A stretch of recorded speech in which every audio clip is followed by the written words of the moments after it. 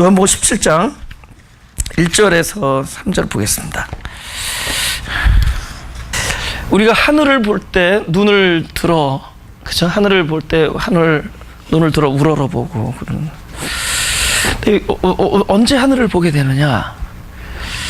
땅에서는 방도가 없기 때문에 하늘을 보는 겁니다.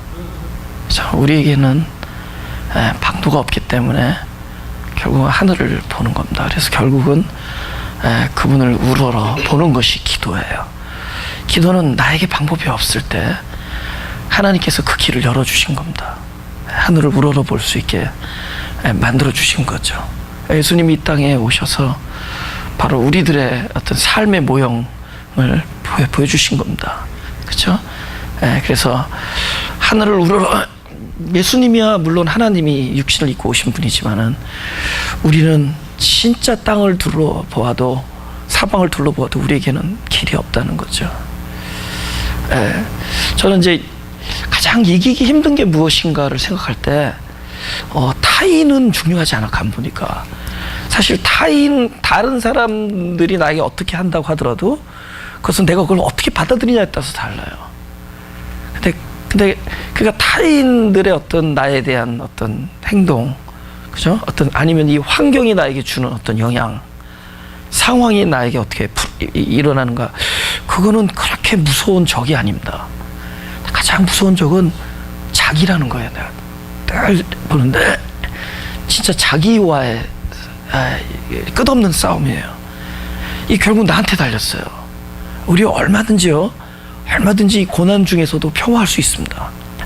그만큼 진짜 십자가의 도로 충만한 사람은 얼마든지 평화 안식을 누릴 수 있어요. 자기가 이렇게 완성이 안 됐기 때문에 그렇게 우리가 힘들어하고 그러는 겁니다. 근데 우리가 가지고 있는 너무나 많이 떨어져야 될 것들이 많아요. 본능이라는 거 있잖아요. 그죠? 이거 육신으로 태어났잖아요. 그죠? 또 죽을 때까지 육신을 입고 삽니다. 물론 우리 이 존재 안에서는 새롭게 거듭났죠. 그죠? 하나님 놀라운 하늘나라 우리 안에 임했습니다. 그럼에도 불구하고 우리 존재는 늘 육신이라는 제한성을 가지고 살아가요. 그러면 그 육신 안에 딸려오는 죄적인 본능이 있습니다.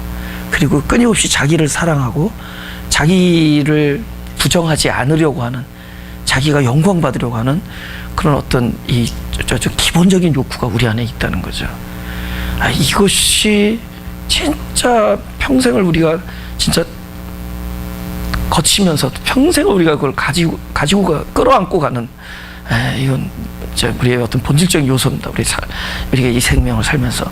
근데 성경에서 약속하신 거는 이 우리의 시간 안에서 이룬 게 아니에요. 하나님의 영혼 안에서 이루어진 겁니다. 영혼 안에서 이루어진 거예요. 그러니까 그거는 우리가 만약에 80평생을 우리가 만약에 산다, 90을 산다 그러면 우리의 80년 동안 이 땅을 살아가는 데 있어서 그것이 다 성취된 자로서 사는 게 아닙니다. 그건 하나님 나라에서 이루어진 거예요. 근데 그냥 믿음이라는 메커니즘을 통해서 그것이 나와 하나가 될 때 우리가 성화를 이렇게 경험합니다. 근데 이게 종일토록 성화되지 않아. 그래서 어느 순간에 우리가 경험되는 거지, 이게 우리 몸 안에서 이루어진 게 아니에요. 우리의 시간 안에서 이루어진 게 아니라 하나님의 약속 안에서 이루어졌습니다. 그래서 우리는 마치 그 엄청난 그 약속을 그냥 계속 끄집어내서 나와 하나 일체를 이루어가면서 사는 어떤, 그럴 때 우리가 영광을 맛보고 하나님 나라의 어떤 거룩함을 맛보는 거지, 우리는 항상 실제로 나한테 가까이 있는 거는 본능이에요. 욕심, 우리의 욕구, 우리의 끝없는 갈망, 우리 어쩔 수 없는 본성, 이런 것들이 우리는 늘 가까이 있습니다. 이런 거를 보면서 내가 진짜 방법이 없다. 진짜 우리에게는 무슨 수가 없다는 거예요. 수가 없어요. 그죠? 옛날에는 이렇게 집안에 그 자녀들이 뭐 문제가 있으면 딱 답이 있었어요. 어디로 보내줍시다. 이제는 보낼 데가 없습니다. 진짜요. 그냥 한번 보내보는 거야. 우리 너무 이게 너무 내가 그걸 이뤘어요. 그러니까 이렇게 말하면 전의를 상실했다 그럴까요? 그러니까 어떤 이런 자신감 같은 게 다 자꾸 사라졌어요. 제가 성도들하고 설교 때 그런 얘기 안 하잖아요. 당신들도 할 수 있습니다. 내가 못하는데 어떻게 할 수 있다고 얘기했어요. 그런 얘기가 많아잖아요. 그죠? 그런데 이게 중요해요.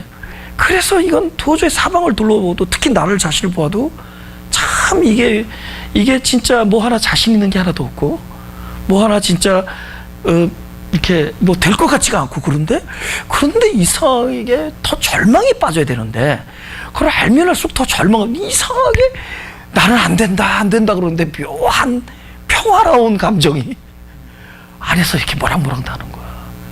그게 뭔 줄 알아요? 하나님께서 그걸 줬어요.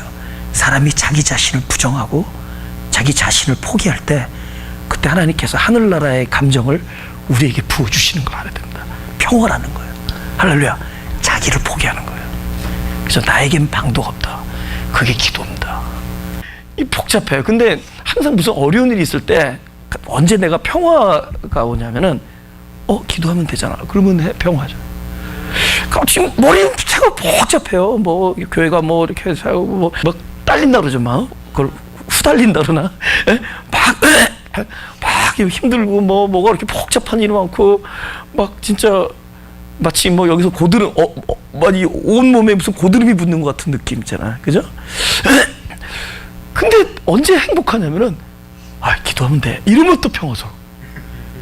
기도가 있다라는 생각이야. 나에게 방도가 없는데 행복해. 아무리 봐도 나에게는 수가 없는데 행복해. 그걸 줬어 하나님이.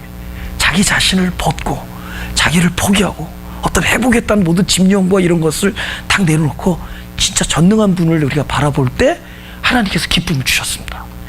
지금 기도에 대해서 얘기하는데 왜 주님조차도 하늘을 우러러 하는데 그냥 보통 사람들이 기도의 모습을 표현하기 위해 성경에 쓴 게 아니에요.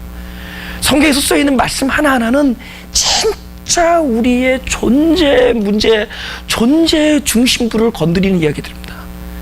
우리가 도저히 사방을 둘러보아도 우리에겐 수가 없어요.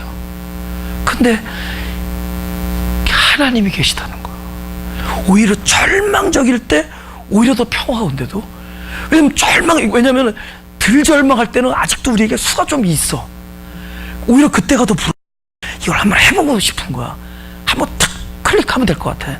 근데 뭐 도무지 사방을 돌아봐도 우리에겐 방도가 없다 하는데 오히려 평안해. 왜냐면 그때 하나님이 더 크게 보여요. 계시다는 거예요. 할렐루야. 그렇게 기도하는 겁니다. 우리에게는 그 기도라는 게 아까 찬양에서 있잖아. 우리가 큰 죄인인데 복받아 하나님께 기도할 수 있게 해줬다는 거죠. 빌 수 있게 해준다는 거예요. 그게 얼마나 큰 복인지 모르고. 근데 그분께서 계속 그러잖아요. 내가 들어주겠다는 거죠. 내가 종일 동안 눈을 열고 귀를 열고 너의 마음을 감찰하고 너희를 한다는 거예요. 그렇게 하는데 너는 진짜 그런 분이 계시다라는 것이 우리 마음을 얼마나 괜찮아요. 그 음악도 들으면서 우리 마음이 얼마나 평화스러운지 모른다. 우리 마음이 얼마나 그 기도할 하나님이 계시다라는 거, 그죠? 그러면서 뭐라고 얘기하시냐면은 아버지여 때가 이르렀사오니 아들을 영화롭게 하사. 아버지를 영화롭게 하게 하옵소서. 영화롭게 하는데 그 방법을 딱 아들을 영화롭게 하사 영화롭게 해. 그럼 무슨 말일까요? 하나님의 영화는 어디서 나겠어요? 하나님의 영광은, 하나님의 기쁨은 우리를 온전케 할 때입니다. 할렐루야. 하나님의 기쁨은 어디서 오느냐? 당신이 우리에서 이렇게 하면 뭘 못 받아서 난리치시는 하나님이 아니에요. 뭘 못 받으셔서 못 드셔서 그런 분이 아니에요. 하나님은 우리에게 참된 선이 이루어질 때, 우리에게 참된 영화가 이루어질 때, 할렐루야. 참된 영화라는 건 뭐죠? 보세요. 우리 입장에서는 내게 아니잖아요. 내 안에 있는 그분이 드러나는 거예요. 그럴 때 아들이 영화롭게 되므로 당신이 영광 받으시라는 거예요. 그러니까 우리에게서 참된 영광이 이루어질 때 하나님은 영광을 받으시는 겁니다. 우리에게 참된 영광이 어떻게 이루어지느냐? 에레미야를 보겠습니다. 에레미야 4장 4절입니다. 제가 읽겠습니다. 유다인과 예루살렘 거민들아, 너희는 스스로 할례를 행하여 너희 마음 가죽을 베고 나 여호와께 속하라. 그렇지 아니하면 너희 행악을 인하여 나의 분노가 불같이 발하여 사르리니 그것을 끌 자가 없으리라. 네.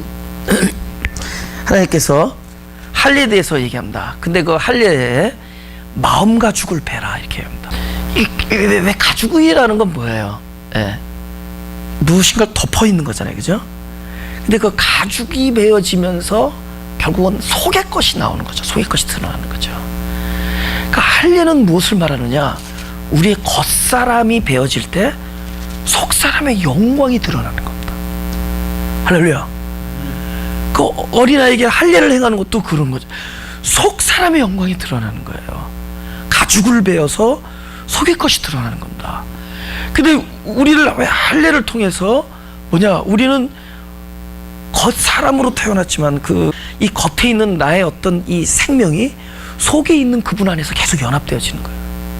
그리고 끊임없이 나의 겉에 부분은 부서지는 겁니다. 그렇기 때문에 이것이 고난이라는 겁니다. 그러니까 우리가 이 안에 있는 속사람의 그 속에 내 영혼을 깨끗하게 하고 영혼을 정하게 하고 내 영혼을 거룩하게 하신 그 일이 드러나기 위해서는 우리의 겉에 있는 일은 끊임없이 배임을 당해. 그래서 고난이라는 겁니다. 그래서 예수님께서 영광 받기 전이라는 얘기를 하시는데 그 영광이 순환을 얘기합니다. 십자가의 순환을 얘기해요. 그러면 왜 영광이라는 걸 하기 위하여 모든 사람은 고난을 당해야 되는가라는 질문에 봉착하게 되죠. 왜 고난인가? 영광이면 영광이지 왜 고난인가? 그것은 속에 있는 것이 드러나기 위해서 겉의 것이 베어져야 되기 때문에 속에 있는 것이 드러나요. 그래서 우리는 끊임없이 우리는 배임을 당하는 겁니다. 에? 이게 부정하지 않으면 안 돼. 내가 속의 것도 겉의 것도 둘 중에 하나예요. 향유가 옥합이 계속 뚜껑이 덮여있던가 옥합이 깨지던가예요. 옥합이 안 깨지면은 딱 뭐라 그랬죠? 300데나리온 어치 들어있는 향유가 들어있는 옥합 베셋. 근데 그것이 깨지면은 눈앞에서 300데나리온이 사라질지 모르지만은 그보다 더 큰 영화가 온 방 안에 2000년 동안 여태까지 그 향기가 우리의 코끝을, 그죠? 여기까지도 지금 전해진단 말이에요. 그 향유가 그죠? 그 옥합이 깨지던가 옥합이 그대로 있던가 우리가 그냥 그대로 있던가, 그죠? 제일 힘든 게 뭔지 아세요? 어려서부터 꾸준히 모든 사람들과 좋게 온 사람들 있죠. 좋게 좋은 사람, 나쁜 사람 안 되고. 근데 그냥 좋은 사람으로 살다가 죽습니다. 근데 그 안에 게 아무것도 안 나왔어. 바깥에만 나왔어. 그래서 이렇게 저희처럼 부상당하고 데미지 있는 것들이 잘 풀려요. 데미지 입은 잘 풀리시면 있는 겁니다. 그게 보세요. 어떤 분은 너무 이게 대인관계가 중요해. 체면이 중요하고 우리 한국 분들 있잖아요. 유교적이고 그분들은 그래서 교회 가면은 아무도 자기의 치부를 안 드러내려고 그래. 특히 교회는 모든 것을 다 이렇게 서로 이렇게 체면과 참 덕스러운 이런 것만 오가야 되니까, 그죠? 그러느라고 가장 알몸으로 나와 있어야 될 때에 너무나 많은 것들을 이렇게 방어하죠, 그죠? 그죠? 딱 방어하죠, 그죠? 일단 옷으로 딱 방어하고 점잖게 인격으로 방어하고, 그죠? 사람들의 어떤 나의 평가에 대해서 딱 방어 체제에서 딱 오죠, 그죠? 근데 어떤 사람 그런 분 보면 참 훌륭하셔. 저 인격, 저 성품 아무것도 안 부딪혀. 근데 아무것도 안 붙이다가 그냥 돌아가신 겁니다. 근데 뭐가 안 일어났느냐? 그 아래 거가 안 들어. 속의 것이 드러나는 거예요. 그러니까 저 사람이 왜 스페셜하냐? 속의 것이 드러나는 사람. 할렐루야. 더 많이 그 영광이 드러나야 돼. 더 많이 드러나야 돼. 그래서 노아는 벗었습니다. 노아는 자기의 의를 벗은 거예요. 자기의 의의 옷을 벗은 겁니다. 성령에 취해서 그 포도주에 취했다가 성령에 취한 겁니다. 그래서 옷을 벗습니다. 우리는 하나님께서 계속 우리 옷을 벗길 거예요. 그죠? 취해서, 성령이 취해서 계속 옷을 벗어낼 겁니다. 우리는 그 속 사람의 영광이 드러나야 돼요. 할렐루야. 네, 옷값이 깨지는 겁니다. 옷값이 깨져야만 돼요. 그래서 우리에게는 고난이 오는 거예요. 왜냐하면 내가 온전케 하려는 것을 깨트리고 하나님이 온전케 하려는 것만 드러나게 하기 위해서. 그래서 고난이 있는 겁니다. 내가 지키자고 하는 것들은 하나님께서 부시고, 하나님께서 지켜줄 것들, 하나님께서 부여해 준 것들이 드러나게 하기 위하여 우리는 끝없는 고난이 우리에게 온다. 우리는 진짜 알아야 돼. 영생이 뭐라 했어요? 아는 거라 했잖아요. 진짜 알고 가야 돼. 근데 진짜 알려고 하면은 사람들은 도망가요. 여기 안 도망가는 게 지금 신기한 겁니다. 진짜를 이야기하면 도망가게 돼 있어요. 이렇게 딱 이렇게 아주 설탕도 좀 치고, 그래서 사카린도 좀 쳐가지고, 이렇게 꿀을 딱 발라가지고, 이렇게 달콤하다고 얘기하면 사람들은 막 쇠팔이 붙듯이 오죠. 그런데 진짜 우리 고난을 얘기 안 할 수가 없는 거잖아요. 깨어짐을 얘기 안 할 수가 없잖아요. 네? 자, 우리는 그런 거 좋잖아요. 범사가 잘 되고, 거기에 다 그거 끼는 거죠. 자녀 축복, 또 며느리 축복까지 오는 거예요. 그죠? 사위 잘 두고 며느리 잘 두고 뭐 새벽교회 열심히 다녔더니 며느리 잘 구했대. 그렇지 않습니다. 그렇지 않은 사람도 무지 많아요. 이 고난을 얘기 안 할 수가 없는 거예요.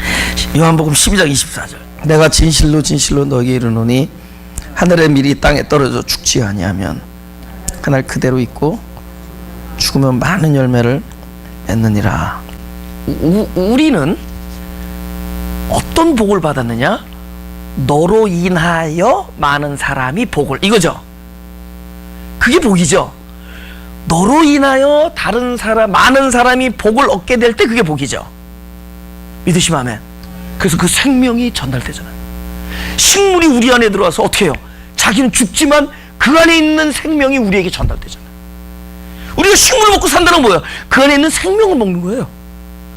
그 안에 있는 생명은 자기는 죽음으로써 나에게 전달되잖아요. 그러니까 우리에게, 기독교인들에게 있어서 가장 본질적인 어떤 우리의 거쳐야 될 필연적인 행사는 무엇이냐?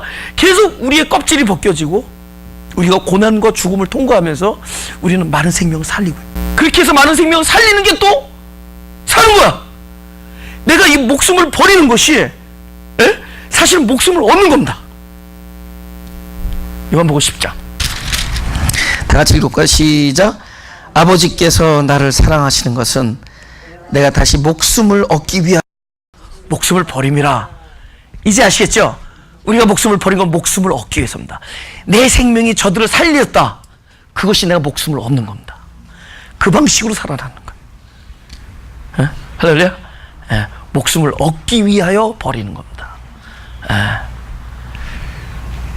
그래서 희생이 가장 아름다운 거죠. 희생이 제일 높은 어떤 영적 그런 도라는 거 아세요? 결국 sacrifice가 돼요.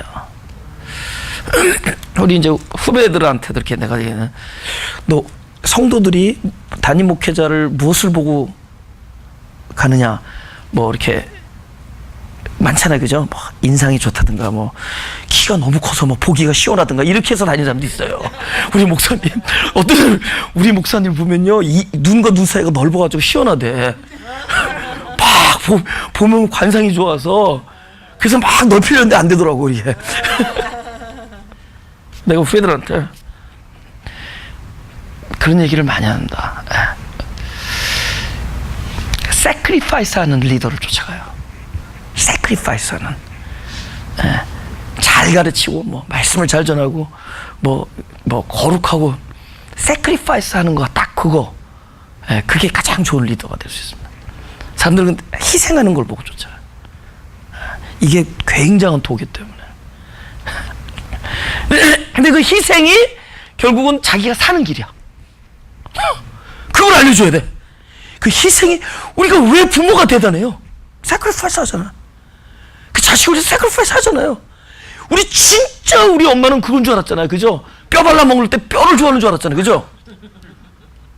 진짜 그랬잖아요. 그 희생하는 거잖아요. 우리 어머니 80이에요. 그죠? 아직도 제가 밥 한 공기 더 달라면 얼마 줘. 내가 아직 키가 큰 줄 알아, 내가. 한 공기 더 달라면 우리 동선이 이렇게 또 밥을 더 먹는다 그러면서 좋아해. 왜냐면 한참 자랄 때 고민하느라고 밥을 안 먹었거든. 그러니까 지금이라도 또 크는 줄 알고. 근데 우리가 그 부모님들한테 뭘 보냐고. sacrifice. 근데 성경에서 뭐죠? 네가 사는 길이라는 거야. 우리 희생이 손해보는 길이 아니야. 그 우리가 사는 길이라는 거야. 목숨을 다시 얻기 위하여 목숨을 버립니다. 창세기 12장 2절.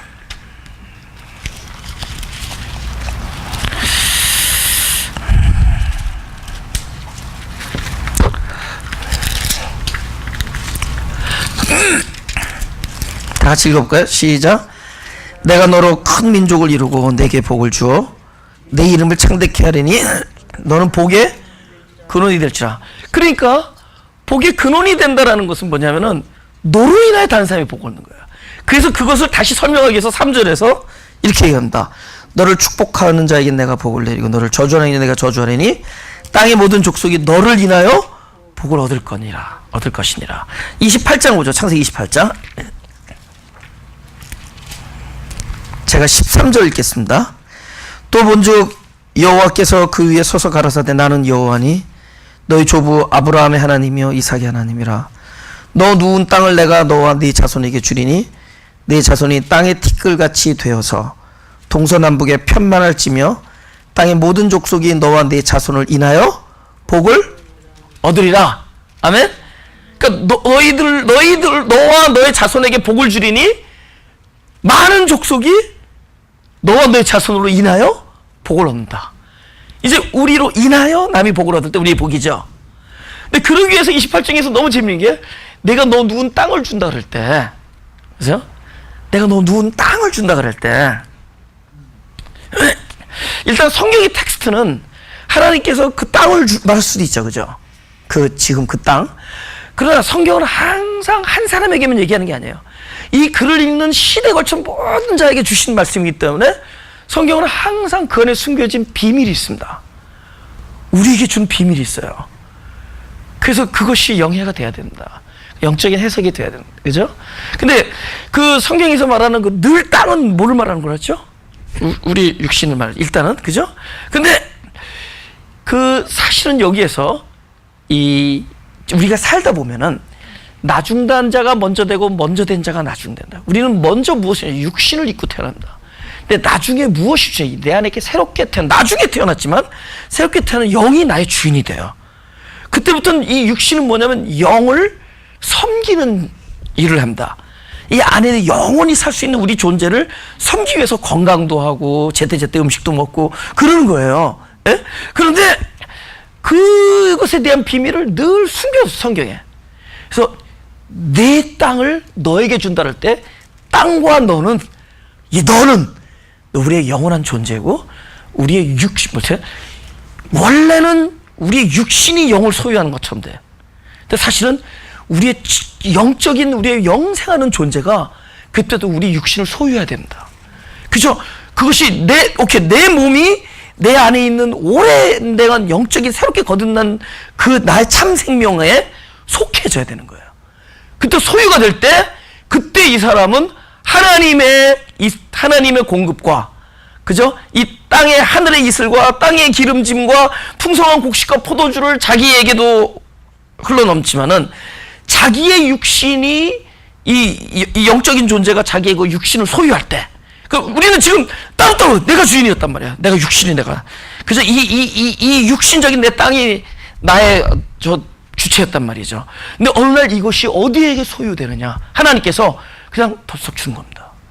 우리의 존재, 깊은 존재 안에다가 이걸 줍니다. 그럼 존재가 나의 육신을 주장할 때 그때 어떤 일이냐? 하늘의 것이 이 사람을 통해서 많은 사람들에게 전달되어지는 일이 일어납니다. 할렐루야. 우리의 육신을 소유해야 됩니다. 무슨 줄 알죠? 우리는 어떻게 됐죠? 육신이 모든 걸 소유하고 있어요. 성경에서 땅을 얘기할 때는 우리의 존재를 얘기할 때지만, 우리의 마음을 얘기할 때도 있지만, 우리 육신을 얘기할 때가 있습니다. 그래서 하나님께서 우리를 거듭낼 때 우리 육신을 우리에게 소유케 합니다. 이제는 나의 건강, 모든 것들은 그 안에 주인이 따로 있는 거예요. 그가 우리의 육신을 주장하는 겁니다. 그럴 때야지 복이 흘러나요. 그래야지만이 복이, 너로 인하여 많은 족속이 복을 얻게 됩니다. 그죠? 근데 육신이 주체가 될 때는 너만 복을 얻으려다가 망한다.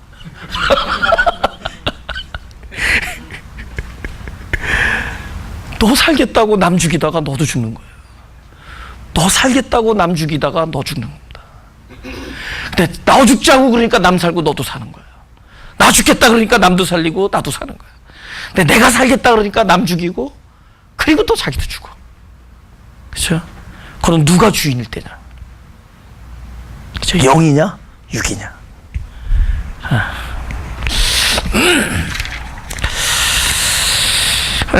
할렐루야.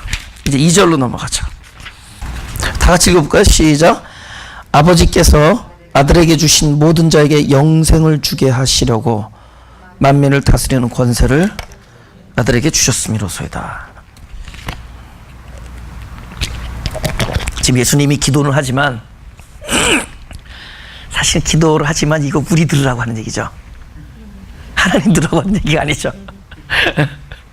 사실 예수님이 기도는 우리 들으라고 하는 얘기잖아요. 그죠? 근데 거기서 이런 얘기를 하는 겁니다. 아들에게 만민을 다스리는 권세를 줬죠. 그죠? 근데 그 권세가 사람들이 생각하는 것과는 다른 권세예요. 이분이 말할 때는 언제 권세냐? 이 권세로 인하여 많은 사람이 생명을 얻게 될 때 그걸 권세로 그래요. 우리는 통제하는 권세를 생각하죠. 우리는 휘두르는 권세를 권세로 생각하죠. 우리는 우리의 어떤 권리를 권세로 생각하잖아요. 근데 뭐죠? 이 권세로 인하여 만민이 생명을 얻게 될 때, 그들이 영생을 얻게 될 때 그것을 권세로 합니다. 사람들이 영생을 얻게 해주는 것이 권세예요. 그래서 무슨 권세가 있는 거죠? 죽을 권세가 있습니다. 그래서 죽은 겁니다. 만민에게 생명을 주려고. 아멘. 그래서 요한복음 10장 봐야 돼요. 요한복음 10장 바로 앞에. 그래서 이렇게 얘기하는 겁니다. 18절에 그죠? 이를 다 같이 시작. 이를 내게서 빼앗는 자가 있는 것이 아니라 내가 스스로 버리노라. 나는 버릴 권세도 있고 다시 얻을 권세도 있으니 이 계명은 내 아버지에게서 받았노라. 17절부터 읽어야 돼. 사실 제가 17절부터 읽겠습니다. 아버지께서 나를 사랑하시는 것은 내가 다시 목숨을 얻기 위하여 목숨을 버림이라. 이를 내게서 빼앗는 자가 있는 것이 아니라 내가 스스로 버리노라. 나는 버릴 권세도 있고 다시 얻을 권세도 있으니 이 계명은 내 아버지께서 받았노라. 근데 다시 얻을 권세는 무엇부터 이루어졌냐? 버릴 권세가 사용되어져야만이 다시 얻을 권세가 생기는 겁니다. 할렐루야. 그러니까 버리는 게 권세라는 거예요. 주님께서는. 버리는 거, 자기 목숨을 버리는 게 권세예요. 우리가 생각할 때는 많은 사람들의 그 희생 속에서 생겨난 권세잖아요. 그죠? 우리가 막 통치하고 우리가 막 철군을 휘두르는 거는 많은 사람들의 죽음과 그들의 그 희생을 덮고 일어난 거잖아요. 왜? 근데 이분에게 권세는 뭐죠? 자기 목숨을 버리는 게 권세였어. 왜냐? 만민에게 생명을 주는 권세다. 그죠? 교회 이름 중에 권세 있는 교회라고 있어요. 예. 아니, 내가 이제 앞으로 하려고 하던 교회 중에 하나. 그런데, 그래서 그건 이제 권교회라 그래요. 근데 권세 있는 교회가 무슨 권세냔 말이죠. 우리 권세 그러면은 맨날 소리 지르는 건 너무 좋아해. 섬기는 권세, 밟히는 권세. 그래서 발을 씻겨주는 게 권세잖아요. 만민에게 생명을 주기 위한 권세. 그래서 버린다 그러잖아요. 버리는 권세. 주님은 끊임없이 계속 하향성을 얘기하잖아요. 낮아지는 길. 그죠? 남을 인도하고 남을 지배하고 남을 통솔하는 것보다는 주님의 인도를 받고 그들을 섬기며 함께 지내는 그런 영성을 끊임없이 얘기하잖아요. 알게 모르게 우리는 통치하는 권세를, 그러니까는 섬기는 권세를 줬는데, 목숨을 버리고 희생하는 권세를 줬는데, 우리는 그것이 잘못 각인돼가지고 우리는 냅다 소리만 지르면 된다고 생각해요. 그리스도 이름으로 소리 지르면 된다고 생각하죠. 그죠? 소리 안 질러도 우리 마음이 애통하잖아요. 소리도 물론 지를 때 지르죠. 어떨 때는 우리가 막 리뷰하죠. 리뷰 꾸짖는다. 그죠? 하지만 실제 우리에게 참된 권세는 그 꾸짖는 거 이전에 먼저 자기 자신을 꾸짖는, 내 자신을 먼저 돌보는, 내 자신의 어떤 연약함을 주님께 내어놓는 그런 참된 권세. 만민의 영생을, 만민에게 생명을 주기 위해서 내 자신을 희생하는 그런 권세. 할렐루야. 3절 아는 것이다라고 해요. 근데 여기서 아는 것으로 가야 돼요. 그래서 지금 신앙의 본질이 슬슬 나오죠. 벌써 복을 다루었고 권세를 다루었는데 이게 성경의 교리가 17장에 다 들어있습니다. 그래서 이 17장이 오래 가는 거예요. 근데 여기에서 영생을 딱 얘기하는데 오히려 영생이 아는 걸로 넘어갑니다. 근데 아는 것까지라도 이제 알았으니 행동하라 그런 얘기 안 해요. 알았으니까 가서 그 다음에 우리의 일이 아니야. 우리가 아는 것까지 되면은 그 다음에는 그것이 움직입니다. 그러니까 참된 알미 이루어지잖아요. 진짜 알미 이루어지면은 그때부터는 우리가 사는 것이 아니라 그 내가 알의 대상인 그리스도가 내 안에서 사는 일이 됩니다. 할렐루야. 그래서 이제는 아는 걸로 넘어가야 돼요. 그러니까 우리가 내가 죽었다가 살아났다, 내가 생명을 얻었다라는 것은 우리가 구원을 얘기할 때는 어디로 넘어가야 되느냐? 그동안에 끊임없이 당위성과 방법과 계획과 행위에서 전부 아는 걸로 넘어가야 돼. 아는 걸로 딱 넘어가면 그때부터는 생명이에요. 왜냐? 참된 알미 이루어질 때 그때부터는 무엇이느냐? 그분이 나를 주관하게 됩니다. 그분이 나를 움직여요. 그다음부터는 본능으로 살아. 어떤 본능? 그리스도의 생명적 본능으로 살아요. 우리가 아직 그 삶을 못 사는 것은 그리스도를 아는 알미 아직 이루어지지 않았고, 알미 안 이루어지는 것은 아직 내가 아는 것을 부정하지 않기 때문입니다. 내가 알고 있다라는 알미에 대한 부정이 시작되면서 그리스도를 아는 알미 이루어집니다. 할렐루야. 보니까 우리 삶이 전부 나를 부정하기 위해서 놓여진 것들이었어. 전부 내가 알고 있는 것을 부정하게 하는 것이고, 내가 나라는 존재를 부정하게 하는 것이고, 끊임없이 내 주변에 하나님께서 놓아줬던 그것들은 전부 나를 부인하게끔 만들어 놓은 겁니다. 근데 그 부정이 이루어질 때 진짜 알미, 연합이 이루어집니다. 그죠? 요한복음 21장 15절, 16절, 17절을 제가 읽겠습니다. 저희가 조반 먹은 후에 예수께서 시몬 베드로에게 이르시되, 요한의 아들 시몬아, 내가 이 사람들보다 나를 더 사랑하느냐 하시니, 가로되 주여 그러하외다. 내가 주를 사랑하는 줄 뭐라고요?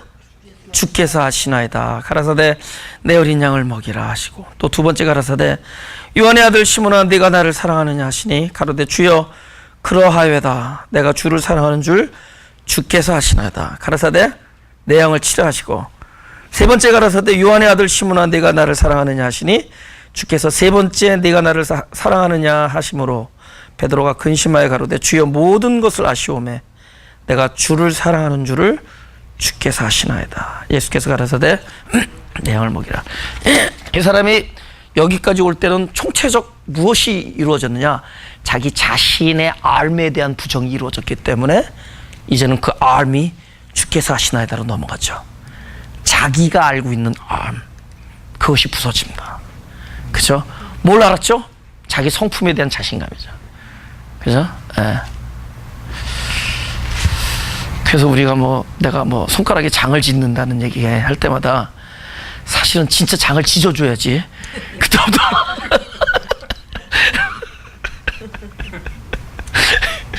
근데 아무 일 안 일어나니까 자꾸 그 말 하는데, 진짜 자기 자신을 믿지 못합니다. 예. 진짜 자기 자신을 믿지 못해요. 예. 그 상황에 가면은 진짜 사람들이 다 쓰러집니다. 그 상황에 가면은. 예. 진짜 자기 자신을 진짜 믿지 못합니다. 예. 그러니까 우리가 자기 자신에 대한 이런 총체적 부정이 일어날 때, 부인이 되어질 때, 그때 이 준비가 되는 거예요. 예.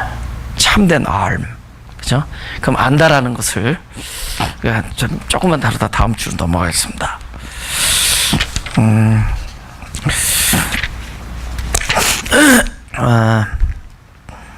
요한복음 10장 3절 5절입니다.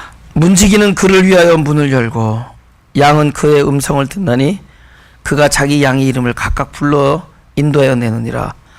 자기 양을 다 내어놓은 후에 앞서가면 양들이 그의 음성을 아는 거로 따라오되 타인의 음성은 알지 못하는 거로 타인을 따르지 아니하고 도리어 도망하느니라.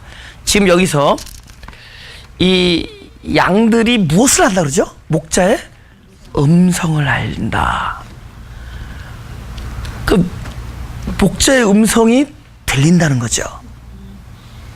여러분, 하나님 그리스도의 말씀, 복음이 들리는 게 축복인 거 아세요? 제가 볼 때는 복음이 들리는 게 축복이에요. 진짜요. 예. 들리는 게 축복이에요.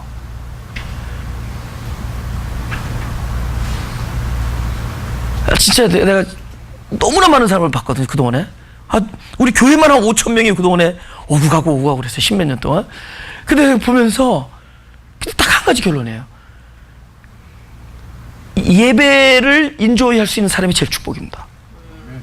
내가 보니까 그리스도의 말씀, 예배와 그분의 말씀을 누릴 수 있는 자가 제일 축복이에요. 그 사람이 제일 행복해요. 그 사람이 진짜 행복해요. 예. 보면 행복하지 않아 보이죠. 울기도 잘 울고, 어떨 때 시무룩하기도 하고, 또 우울해 보이기도 하고, 그럴 수밖에 없어요.